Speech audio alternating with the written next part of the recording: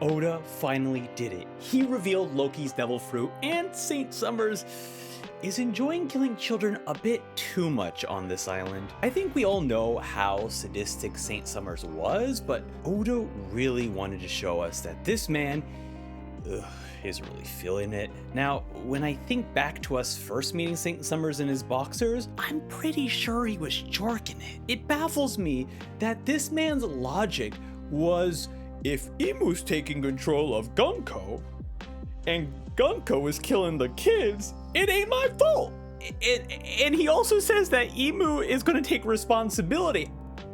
I don't know how that works with Imu, okay, Summers? I'm certain you will burn to death for even thinking of this idea. And honestly, Summers has been going sicko mode this entire chapter, so I feel like his death is extremely imminent. Hopefully not by Imu, but by one of the good guys. Oda is also making us feel like heartfelt emotions, with the kids beginning to blame themselves for being sent to their deaths. It's such a sad, tragic way of Oda kind of expressing the way children think and blame themselves and hold a lot of this guilt. And to add even more salt to the wound, we now have the parents hugging their children, saying how much they love them, relieving their children of this guilt. We even have Agnes going up to this kid and like being like such a great teacher of like, I'm gonna be with you. It just this very wonderful moment of these true warriors of Elbaf protecting their children, willing to fall off of Elbaf, gripping their children so they'll be the first ones to hit the floor. Absolutely incredible. Then a mysterious creature flies in, okay? The children are saved, the parents are alive, and then we hear the drums of liberation playing, the tree is swaying with the beat, and Jarl begins to recall the legend of the sun god. On a curious day when thunder and snow both flurry, a giant beast shall appear to blot out the skies. The drums of liberation will boom out, and the sun god will rise. We get the reveal of Loki's devil fruit. I cannot tell you how awesome it is that we are seeing Nidhogg.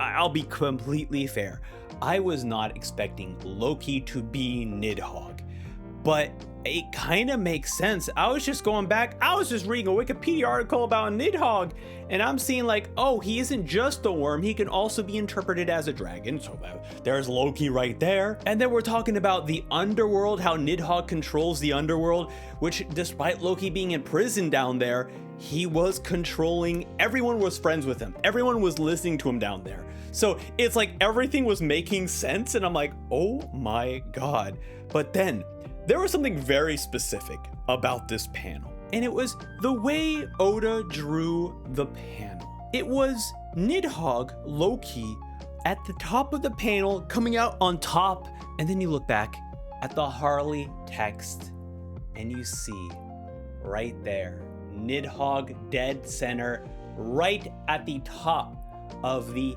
heavens level on Elbaf. Absolutely incredible. I could not believe that just through sheer paneling, Oda just beautifully captured Nidhogg, because people have been theorizing who those three major creatures were. Some people were saying, oh, it could be the ancient weapons. Some people were like, oh, this has to be Imu, but who are these other two? And now that we have pretty direct confirmation that the first beast that we saw, Nidhogg, is that creature, then we can guess that probably the far left is Imu, which has been a pretty big theory. But then who's on the right? The title of this chapter is The Strongest in the World. Well then, who's the most dangerous? That's right, I'm going sicko mode myself, dude, because that big guy on the right side is Dragon's Devil Fruit. we were all talking about the thunderstorms. What if that man is just a giant whale? And honestly, that giant whale could just be another dragon.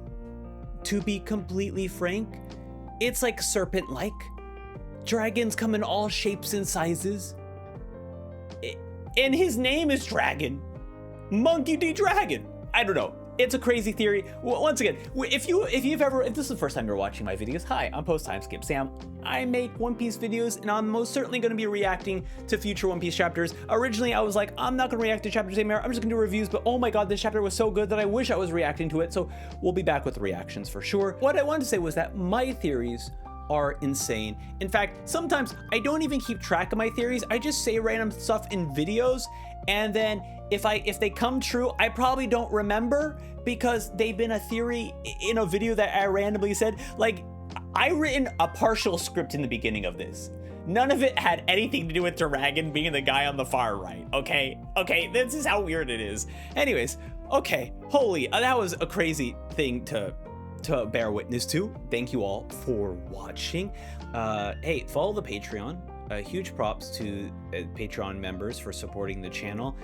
Currently, I'm working my way through editing the One Piece live action for season 1 because I did a reaction to that on a different channel, which I don't have, which you can't find those videos anymore. So I'll be re-uploading them before season 2 releases. I'm very excited about that. So stay tuned till that. Okay, goodbye now. Bye.